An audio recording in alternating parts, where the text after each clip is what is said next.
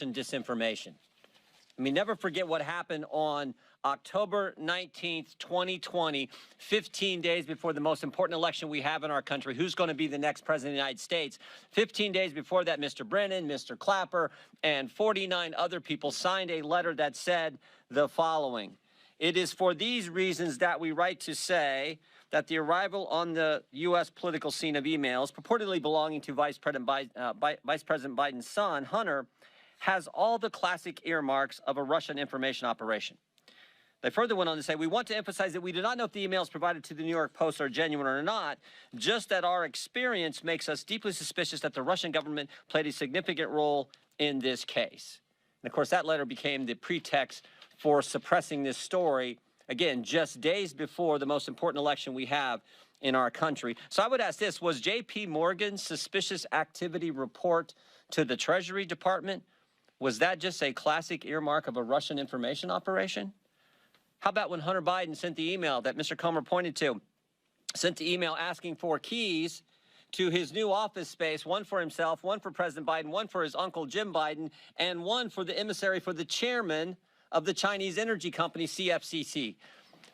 Was that just Russian disinformation operation in place?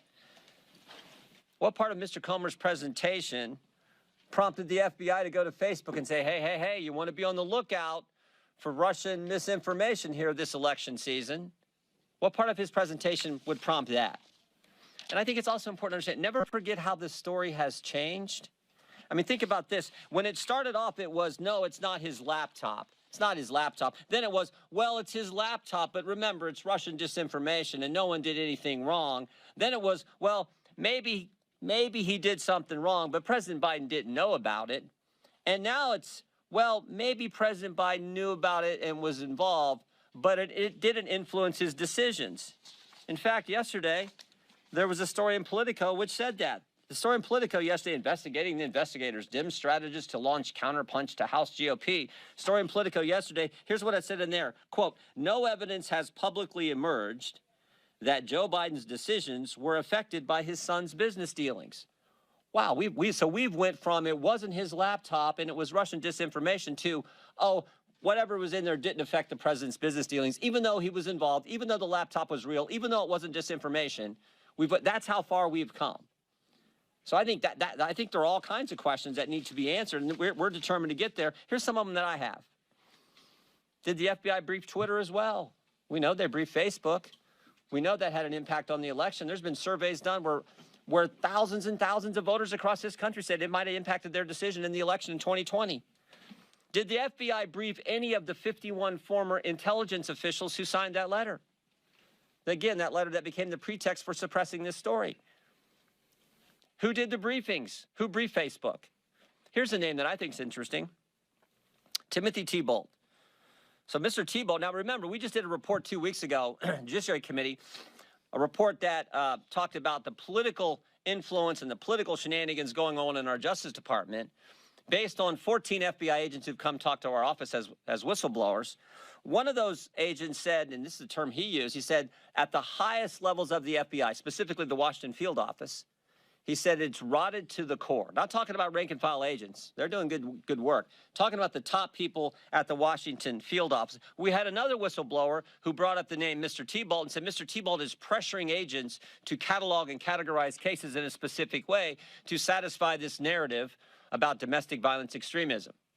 But what's interesting is a different whistleblower, one who didn't come to our office, a different whistleblower who went to Senator Grassley's office, said that Mr. Thibault, by the way, the head of the special agent in charge at the Washington field office, Mr. Thibault is also the guy who suppressed information about the Hunter Biden story in October of 2020.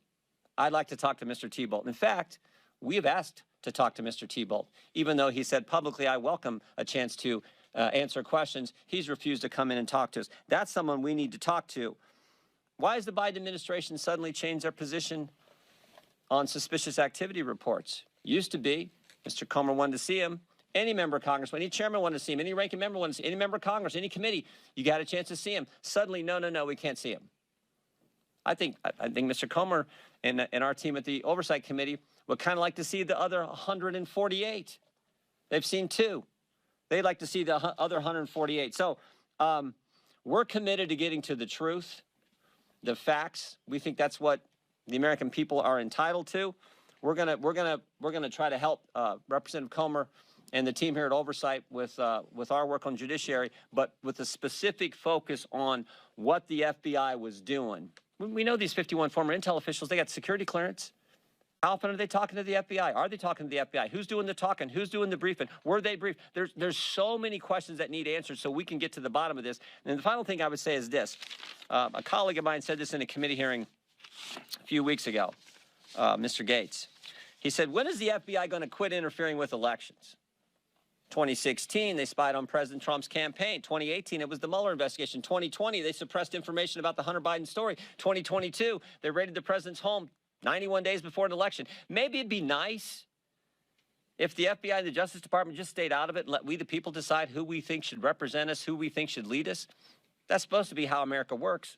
So this is the focus on the Judiciary Committee, the political nature at the Justice Department, and the linkage now to what was happening with the Hunter Biden story. Again, just 15 days before we have a presidential election. We'll be happy to answer questions. Anyone on the committee will be happy to answer questions if you. Yes, sir. Are you also putting the FBI on notice for not bringing, and the Department of Justice on notice for not bringing any charges? And let me be very clear. Jim said this, but Jim's going to answer that question. The Oversight Committee, we are focused on the bank records moving forward. The Judiciary Committee is going to be focused on that, and Jim's going to answer that question. No, we're not putting anybody on notice. We just want to get the truth. I mean, that's why we issued a 1,000-page report 2 weeks ago that talked about. So I've been in Congress a few years now. I've never seen anything like it. 14 agents come talk to us while we're in the minority about how political that place has become. Talking about the purging going on. These are terms they use, not we. The purging going on, purging of agents, the pressure to categorize cases in a political fashion. The putting the threat tag label on moms and dads who show up at school board meetings. We know of over 24 parents who were investigated, no one charged. But think of the chilling impact that has. You show up at some parent's home, you talk to him because she's in the group Moms for Liberty, as an example. You talk to him. Think of the chilling impact that has on other parents. So that's what we're interested in getting to the bottom of. And the only way you can hold people accountable and hopefully stop the behavior is to present it to the country. That's what we got to do. So we're committed to doing it in an aggressive fashion, but in a way that's consistent with the Constitution. Thank you. We know that the Department of Justice and FBI has been investigating Hunter Biden since 2018. How do you know that these claims that you are laying out in your remarks today and some of the examples that you have up here aren't claims that have already been fully investigated by those federal prosecutors? Maybe they have. We don't know. And can I follow up with the map that you were referring to? When was that PowerPoint from? That PowerPoint was from what year? Do we know exactly? I think it's in your packet, but 2017. So my follow-up there is, if this is from 2017, what is the connection to, the current energy crisis now, if that was years ago? Are you real? I mean, Joe Biden says he's going to stand up to China. Joe Biden says he's going to rewrite our whole energy policy, America first. And he was a 10% equity owner in a company whose sole mission was to purchase liquefied natural gas from the United States and try to take over the natural gas industry in America through natural gas wholesalers and natural gas drillers. I mean, I don't think Joe Biden's been honest to the American people about that. And I think that's a question you all need to ask at the next White House press conference. We didn't know about your involvement in a Chinese energy company. Does that in any way, shape, or form impact your energy policy? And that's something that I think every American deserves answers to, especially at a time when we're faced with record high energy prices because of Biden's energy policy. Yes. Will your committee call Hunter Biden or anybody in the Biden family to testify in an investigation section or? Yeah, we would love to talk to people in the Biden family, specifically Hunter and Jim Biden. I think the most important thing for us right now is to get those bank records. I mean, we have 2 suspicious activity reports in hand now, not because of the Biden family and certainly not because of Janet Yellen at Treasury. These suspicious activity reports are very detailed. And these aren't from little banks like in my part of Kentucky. These are, Wells Fargo, J.P. Morgan. So these suspicious activity reports, and I don't think from day one, a lot of people in the media understand what a suspicious activity report is. Just so you know, suspicious activity reports were created after September the 11th as a way for the government to be able to track foreign transactions into American terror cells. Over time, it's expanded to include things like money laundering and other types of criminal activity. Because when, in September 11th, remember, the banks knew that these terrorists were getting wire transfers from Saudi Arabia, but the FBI and the federal authorities didn't. So that was how these were created. Under President Bush, under President Obama, and under President Trump, any committee in Congress could have access to those suspicious activity reports. But when Joe Biden became president, he changed the rules. Now, does anyone here doubt my suspicion that he changed the rules because his son and possibly himself had 150 suspicious activity reports?